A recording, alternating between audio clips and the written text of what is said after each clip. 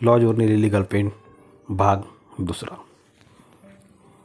आपला नवरा विनीत एका मुलीला लॉजमध्ये घेऊन आला होता या कल्पनेनेच जागृती संतापाने बेभान झाली होती.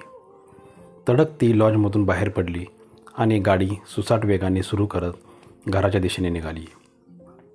नवरा विनीत असं करेल याची तिला जराही कल्पना नव्हती. म्हणजे तिला संशय होता, पण आज तिला भला मोठा पुरावा मिळाला होता. कधी एकदा विनीतकडे जाते आणि त्याची वाट लावते असं तिला झालं होतं. रागाने तिचा चेहरा लालबुंद झाला होता. जागृती गाडी चालवत असताना तिला माधुरीचा फोन आला.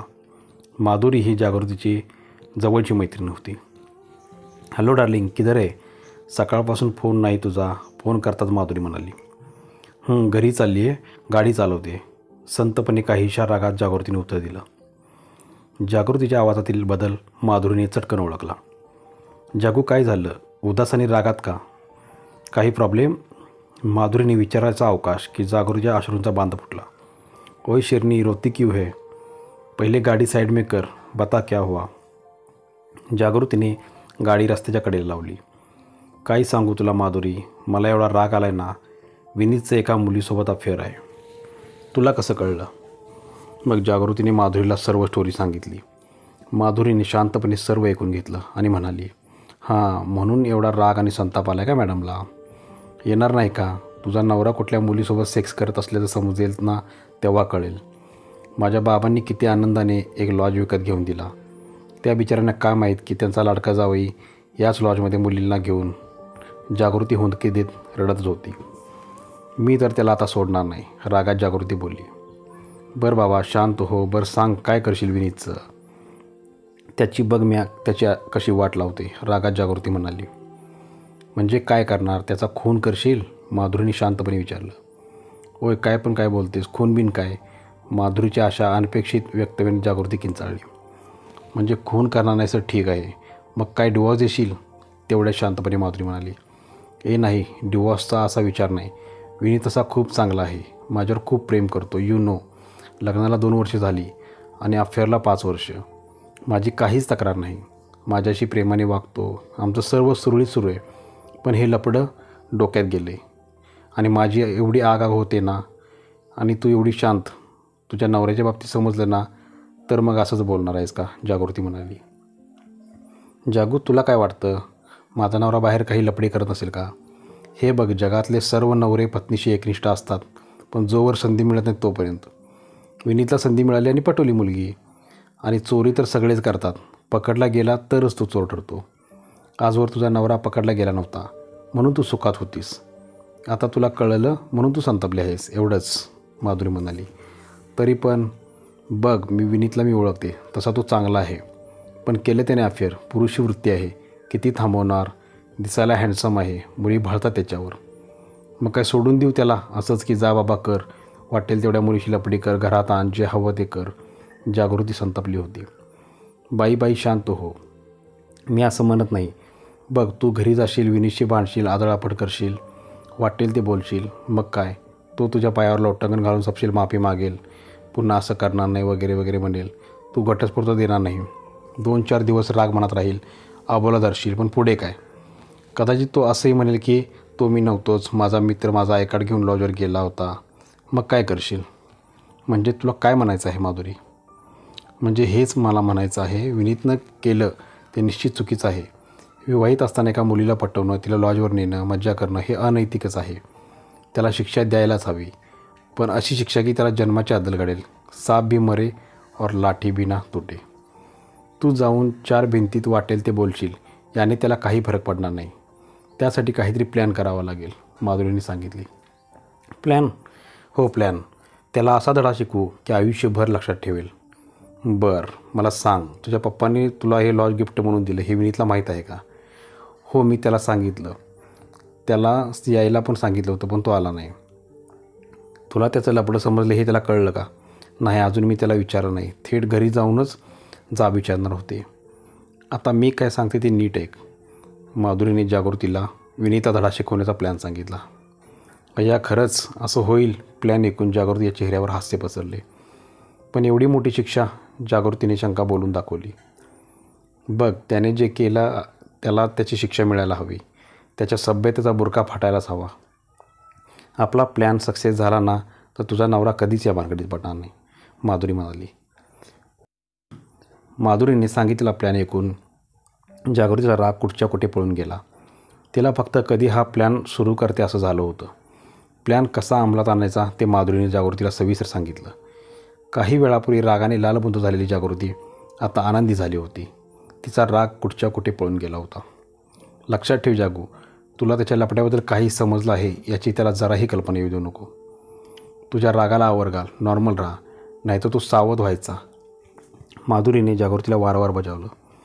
जागृती आनंदाने घरी निघाली. संध्याकाळी विनीत ऑफिसमधून घरी आला. घरात आल्या आल्या जागृती विनीच्या गळ्यात पडली. विनू, मी आज जाम खुश आहे. माझं हॉटेलचं स्वप्न पूर्ण होणार आहे. पप्पाने माझ्यासाठी जे लॉज विकत घेऊन गिफ्ट केलं आहे, मी तिथे मस्त हॉटेल बांधणार, जागृती लाडत म्हणाली. हो, अरे वा, खूपच छान. पण विनू, हे लॉज किती घाणेरडे असतात अरे. नुसता अनैतिक धंद्याचा अड्डा. मुलींनी तर लाच सोडलेली, अशांना फटके द्यायला पाहिजे, जागृती म्हणाली. अगं पण तुला काय करायचं आहे, जाऊ दे ना. जोडप्यांनी जायचं कुठं, शहरात किती गर्दी असते, एकांत कुठेच मिळत नाही, विनीत सभ्यपणे म्हणाला. पण कशाला जायचं, लग्नानंतर करा ना, जागृती मुद्दाम बोलली. अरे वेडी, कुठल्या जगात आहे, आता चालतं की लग्नाआधी सर्व, विनीची सारवासारव सुरू होती. लग्न झालेले पुरुष येतात ना कोवळ्या पोरींना घेऊन, अशांचा तर मला जाम संताप येतो. असं वाटतं गरम सळई घेऊन बस भावना पोहोचल्या. तुला कसं कळलं विवाहित पुरुष येतात, औंढा गिळत विनीत म्हणाला. त्याच्या चेहऱ्यावरचे बदललेले भाव जागृतीने बरोबर टिपले. मी पप्पासोबत गेले होते ना, तेव्हा लॉजचा मालक हरिशनानं सांगितले कोण कोण येतात, कशा प्रकारची माणसं असतात, सर्व सांगितलं. जाऊ दे, तुला काय करायचं आहे, तुला तर हॉटेल बनवायचं आहे ना, विनीत विषय बदलत म्हणाला.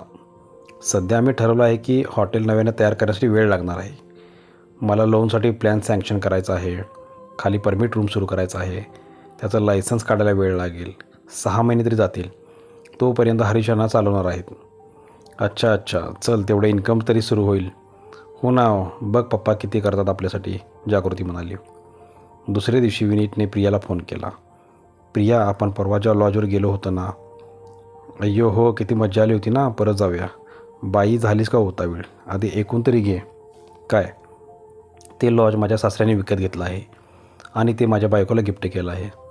वाव, किती मस्त, म्हणजे मज्जा ना, कधी पण जाता येईल, तुझे पैसे पण वाचतील. तुझी अक्कल गुडघ्यात आहे का गं? मी सांगतोय काय तुझं चाललं आहे काय. तिथे माझी बायको आता हॉटेल सुरू करणार आहे. मज्जा आहे तुझी, श्रीमंत सासरा मिळाला आहे तुला. कसली मजा, चायला आपण त्या लॉजवर कधी गेलो होतो हे बायकोला कळता कामा नये, नाहीतर मी मेलोच. बायकोला कळू नये म्हणून तू शहरापासून लांबची लॉज निवडलीस, पण बायको तिथवर पोहोचलीच, हसत प्रिया म्हणाली. तू हस, तुला काय, मला तर मध्येच टेन्शन येतं, तिला कळता कामा नये. जाऊ दे, चल, उगाच टेन्शन घेऊ नको, नाही कळणार तिला. हां, विनीच्या मनात थोडीफार धाकधूक होतीच. जागृती आणि माधुरी ठरल्या प्लॅननुसार आता पुढच्या कामाला लागले. भवन्स महाविद्यालयाच्या गेटजवळ दोघी थांबल्या. कॉलेज सुटायची वेळ झाली होती. दोघींची नजर प्रत्येक मुलीवर खिळलेली होती. पण होईल ना गं तू सांगितल्याप्रमाणे, जागृतीने माधुरीला विचारलं. हो ग, बंदर बुडा हो जाए पर गुलाटी मारना नाही छोडता, विनीत फसणार बघ, आणि त्याच्या आयटमला तर हे करावंच लागेल, माधुरी आत्मविश्वासाने म्हणाले. काही वेळाने कॉलेजमधून त्यांना प्रिया येताना दिसली. नक्की हीच आहे ना तुझ्या नवऱ्याची गर्लफ्रेंड? हो, मी फेसबुकवर तिचे सर्व फोटो पाहिले, या सटवीला कसं विसरेन, दात ओठ खात जागृती म्हणाली. दोघी लगबगीने पुढे गेल्या आणि त्यांनी प्रियाला अडवलं. अचानक 2 अनोळखी महिला समोर आल्याने प्रिया बावरली. कोण तुम्ही? प्रियाने विचारलं.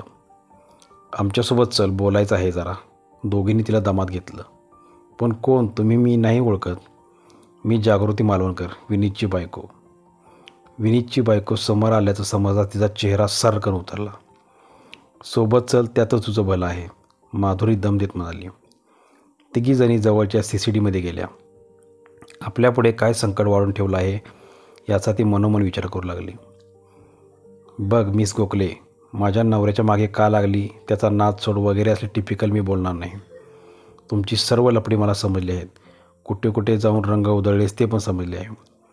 साई लॉजमध्ये गेली होतीस विनीतबरोबर ते पण समजलं आहे. विनीतचं काय करायचं ते मी करेन, पण तुला सोडणार नाही. आता तुझे आणि विनीतचे फोटो लॉजमध्ये तुम्ही गेल्याची एंट्री सगळं तुझ्या घरी सांगणार आहे. आपलं प्रेम प्रकरण विनीतच्या बायकोला समजल्याने प्रिया तर घाबरलीच. ती काकुळतीला आली होती. विवाहित पुरुषासोबत तुमच्या संस्कारित मुलीचं लफडं कळू दे तुझ्या आईबाबांना, जागृती पुढे म्हणाली.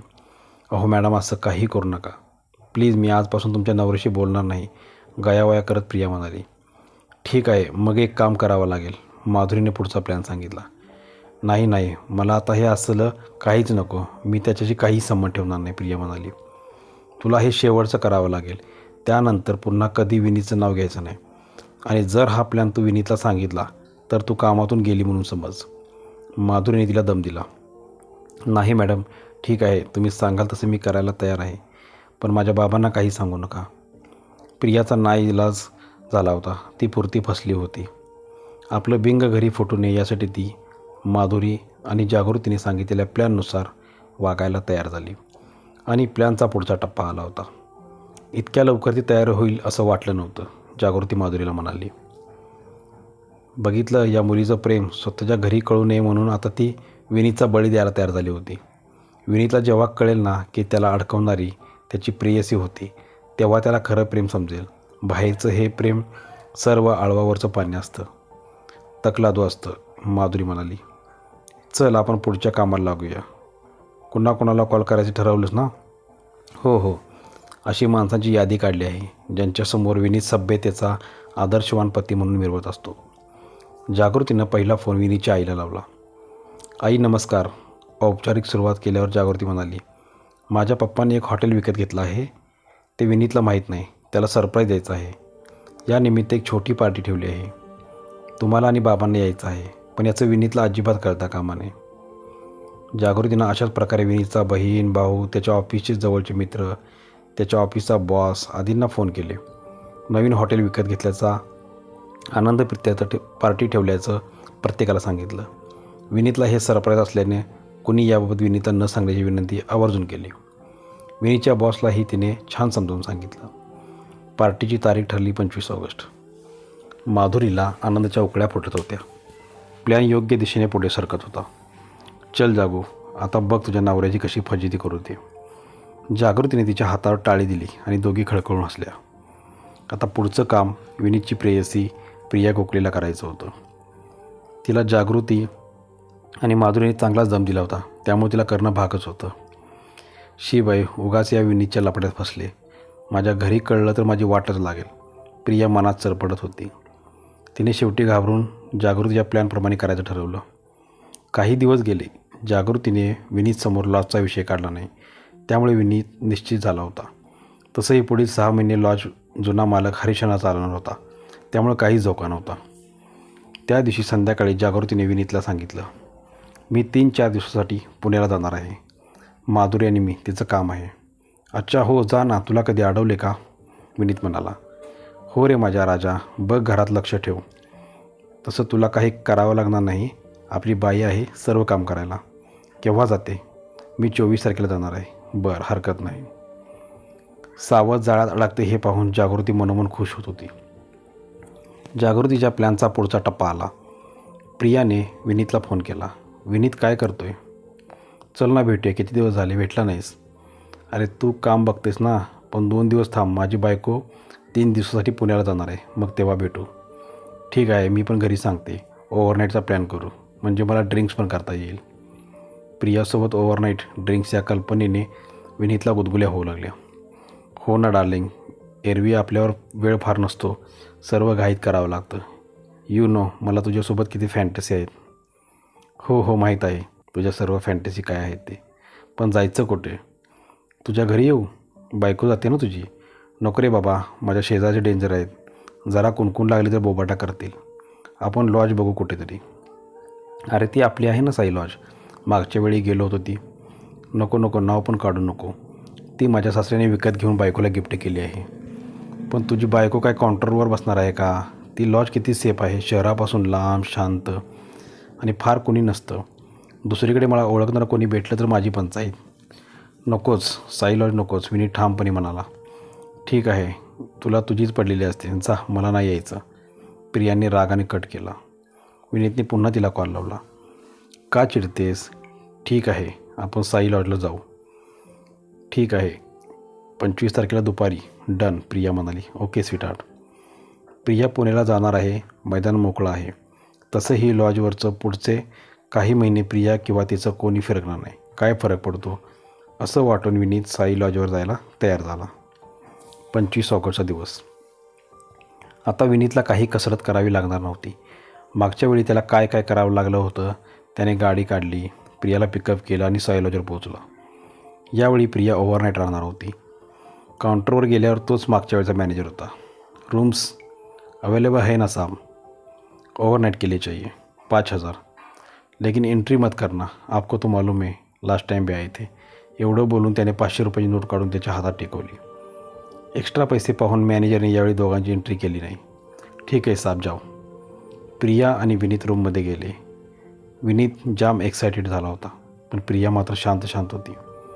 काय ग प्रिया, आज एवढी शांत का? मूड नाही आहे का? नाही, बस असंच. उसना हसू चेहऱ्यावर आणत प्रिया म्हणाली. ठरल्या प्लॅननुसार जागृतीने विनीतच्या नातेवाईकांना साई लॉजवर बोलवलं होतं. ते सगळे आले होते. विनीतच्या ऑफिसचा बॉस, काही सहकारी आले. विनीतचे आई बाबा, बहिणी, त्याचे बाचा बाची एका मागून एक आले. जागृतीच्या आई बाबा माधुरीसोबतच होती. सर्वांना खालील रेस्टॉरंटमध्ये बसण्याची व्यवस्था केली. विनीत कुठं आहे? आल्याला सर्वजण हेच विचारत होते. जे येईल ना आता, त्याला सरप्राईज द्यायचा आहे ना, असं जागृती हसत सांगत होती. जागृती प्रियाच्या मेसेजची वाट बघत होती. आता मेन प्लॅन प्रत्यक्षात होणार होता आणि ठरल्याप्रमाणे प्रियाने रूममधून जागृतीला मेसेज केला. जागृती सुचक हसली. चला, मी विनीत येईपर्यंत तुम्हाला सर्व हॉटेल दाखवते. सर्वांना जागृतीने वरच्या मजल्यावर नेले. तिकडल्या एका रूममध्ये प्रिया आणि विनीत होते.